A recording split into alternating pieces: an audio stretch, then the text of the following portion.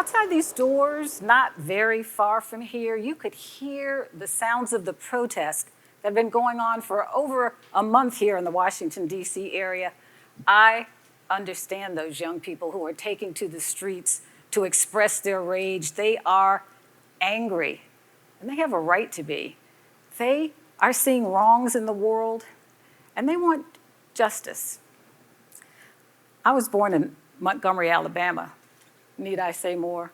I saw and lived segregation firsthand. Black people were not allowed in white schools and restaurants, hotels, restrooms.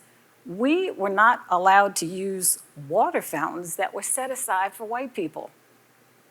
My family lived with legally sponsored, government-sanctioned segregation, the separation of the races by law. When I was a little girl, my mother dressed us all up and took me and my two little brothers on a ride on a bus. It was our first bus ride. She wanted us to know what it was going to feel like to be Negroes who didn't have to ride in the back. We went right up front and sat behind the white bus driver. Now, my father and my uncle, my father Thomas Gray, my uncle Fred Gray, made this all possible. But it all started with a man named Hilliard Brooks. Hilliard Brooks was a black man who was trying to get a ride on a bus in downtown Montgomery. He was shot and killed by a white police officer. Now, everybody agreed Hilliard was drunk and disorderly. According to a Justice Department report, the police officer boarded the bus and he took his club. He hit Brooks. And as Brooks tried to exit the bus, he shot him. Hilliard Brooks died later in the hospital. What actually happened is somewhat in dispute. According to eyewitnesses, the shooting happened outside the bus. The police officer arrived, he pushed Brooks to the ground, and he shot him after he tried to get up. My father knew Hilliard Brooks. They were friends. They played football as kids. And they were both veterans of World War II. When my father found out the white officer, when they let him off the hook, my dad organized a veteran protest in Montgomery against white police brutality. That was in 1950. It's still happening. It's still going on. In 2016, there was a black man named Greg Gunn. He was walking down the street in the neighborhood I used to live in as a kid, and a white police officer shot and killed him because he thought Gunn looked suspicious. Just last month, another inebriated black man whose last name was Brooks, Rayshard Brooks, was shot and killed by a police officer in Atlanta. In the Greg Gunn case, the people in the neighborhood put signs in their yard that said "Justice for Gunn." Justice took 3 years. That white police officer was kicked off the force, but he was eventually convicted of manslaughter, not of murder. If you can believe it, he's out on the street right now, out of prison, on appeal. Greg Gunn's family still has those signs in the yard. Now, we're back on the bus in Montgomery. There was a teenage girl named Claudette Colvin. She was 15. She refused to give up her seat on the bus to a white woman. The police officers came on the bus and they dragged her off, making headlines again. But there was no boycott for Claudette Colvin after she got pregnant. Next came the story that you all know about, Rosa Parks. Rosa Parks was portrayed by the media as a subdued seamstress who was just kind of quiet that day and tired on the bus. The truth of the matter is she was an activist who was waiting for that opportunity. Rosa Parks was the secretary for the NAACP, and she was also the head of the youth council. She met my uncle during meetings of the NAACP, and on most work days, Rosa Parks and my Uncle Fred were in his law office in downtown Montgomery planning what should be done. When my father and my uncle found out that Rosa Parks was arrested, they got busy and helped to organize a bus boycott. 40,000 black people lived in Montgomery at the time. For the most part, none of them rode the buses for 382 days. It was a very coordinated, massive effort to break the back of segregation in the Deep South. My dad organized a massive carpool operation, and on most days you could see him in his prized green Plymouth, driving around town, picking up passengers, black passengers, to keep them off the buses to make the boycott a success. Dad was also a businessman. He and his friend William Singleton owned a radio and TV appliance store called Dozier's. And years later, my dad used to brag about the fact that he sold a washing machine and a TV set to Martin Luther King when he and his wife Coretta first moved to town. Dad also had a side gig as a radio announcer. Negroes, as we were called then, used to get up in the mornings when they were frying up their bacon and eggs, and they would turn on their radios so they could hear what was happening. They wanted to find out where the mass meetings were going to be that day so they could have Martin Luther King tell them about what was going on. My Uncle Fred Gray was the lawyer for the boycott. He represented Rosa Parks and Martin Luther King, and he took the case of Claudette Colvin all the way to the Supreme Court, and he won. At the end of 1956, the U.S. Supreme Court struck down segregated busing in Montgomery in the case involving Claudette Colvin. Over the years, my father expressed great joy in the role that he played in that boycott. He took our family down to the city jail once in Montgomery. We looked over the mugshot pictures from the boycott and arrest records. Dad was arrested during that boycott, and for the rest of his life, he wore that arrest like a badge of honor. Segregation did not stop at the Mason-Dixon line, and neither did my dad's activism. He moved our family all the way to Ohio. He wanted to go up north to get an education, a law school education, become a lawyer. But officials in Montgomery wouldn't allow him to pass the bar in Alabama. So instead, he had a decades-long career, a remarkable career as an attorney in Cleveland. He was recognized for his practice of civil rights law, fair housing law, and poverty law.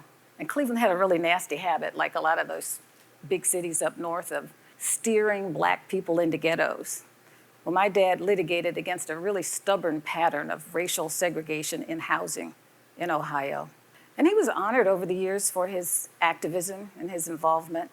If you go down to his alma mater in Alabama, at Alabama State University, you'll see this picture of him on the wall.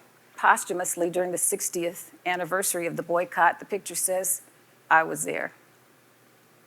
We were proud of that. Now, ironically, many years later, my dad and mom moved back to Alabama. My father got an appointment as a federal administrative law judge in the same state that wouldn't admit him to law school in the 50s and the 60s. I never really understood why my parents wanted to go back to Alabama, and I guess somehow my father felt responsible for many of the changes in the state. My family stayed in touch with Rosa Parks over the years. Rosa Parks and my dad have both passed away, but my Uncle Fred, he's still out there telling people how important what happened in Montgomery, Alabama in 1955 was, and he's being honored for the role that he played in the boycott. Like my dad, he too had gone up north to go to law school where Negroes were allowed and admitted into the law schools, and he was on a mission. He said, "I'm going to get a law degree in Ohio. I'm going to go back to Alabama. I'm going to get past the bar exam. I'm going to destroy everything segregated I can find." And he did. My uncle filed lawsuits that eliminated racial discrimination in public transportation, public education, on juries and restaurants and housing. He likes to say that he desegregated everything in Alabama that needed desegregating. And of course, there's a historical marker for him on the main street in downtown Montgomery, Dexter Avenue, and it's right in front of a spot where he used to have a law office. That whole block now is home to the Alabama Supreme Court. I look back at all the things that my family did, and it reminds me of something that Barack Obama once said. He said, "Ordinary people in local communities can do extraordinary things." My dad was so proud of Barack Obama that one year he bought Obama's book, The Audacity of Hope, and he gave it out to all his friends as Christmas presents that year. My dad used to say, he never thought he'd live to see the day that a black man would be president of the United States. And there they are, the Gray siblings, ordinary people who did extraordinary things, though they might take exception with the fact that I'm calling them ordinary. The irony is the Gray children grew up on a street called Jeff Davis in West Montgomery. They came from very humble beginnings. They lived in a shotgun house that had no hot and cold running water. They used to read their books from the light of kerosene lamps. And this, what you're looking at, that structure it's a little grocery store my dad set up for my grandmother, and that's her, and my Uncle Fred right there. He set it up after World War II so my grandmother, who was a domestic, could make a little money. Fred Gray, my Uncle Teddy, that's what I always called him that. I call him that to this day. He's still practicing law. He's still going to the office every day. He's going to be 90 years old in December. They're planning on a big party. It's around the same time that Montgomery will be commemorating the 65th anniversary of the boycott. In 2015, I went back to Montgomery for the 60th anniversary, and I hooked up with some of my old friends and neighbors. I wanted to get a sense from them, from talking to them about how Montgomery had changed. I joined a civic organization called One Montgomery. One Montgomery was born of some racial turmoil that happened in Montgomery during the 1980s. And the organizers felt that if you could sit white people, black people down at a table over a meal and they could talk, that maybe you could avoid some racial problems in the future. So in one of those early meetings, I got up and I told the people I was working on some research about the Montgomery bus boycott. Could they help me? If you could just point me in the direction of people or places or anything that could help me understand what happened during the boycott, I'd appreciate it. Talk to me after the breakfast meeting. As soon as I sat down, a woman at my table named Sally Mosier leaned over and she said, "You're gonna wanna talk to me." My father was Clyde Sellers. Clyde Sellers was the rabidly racist police commissioner during the bus boycott, who did everything he could to block integration from happening. Sally told me some very revealing things about her dad. I met with Vera Harris and her daughter, Valda. They lived a couple doors down from Martin and Coretta King. And when somebody tossed a bomb on the King's front porch during the boycott, the windows at the Harris house shook and shattered too. I sat down with Ann Carmichael, a well-to-do white woman. She's in her 90s now. She had a black maid during the boycott. And she told me, we had to figure out a way to get the help, that's how they referred to them, the help to work without riding the buses during the boycott. I talked to her maid, Christine Calloway. Christine told me that her feet still hurt from all that walking she did during the boycott. If you're ever in a town and you want to find out what's really going on, you should go talk to a barber. Check out the barber shop. I talked to Martin Luther King's barber, Nelson Malden. And the day I went to visit Malden Brothers Barbershop, I was with my husband, Robert Nesbitt. And Robert walked over to the barber chair where Nelson was working and introduced himself. And Nelson said, "You know, I used to know a guy named Robert Nesbitt. He was on the deacon board at Dexter Avenue Baptist Church. And he went to Atlanta to recruit Dr. Martin Luther King to come and be our preacher."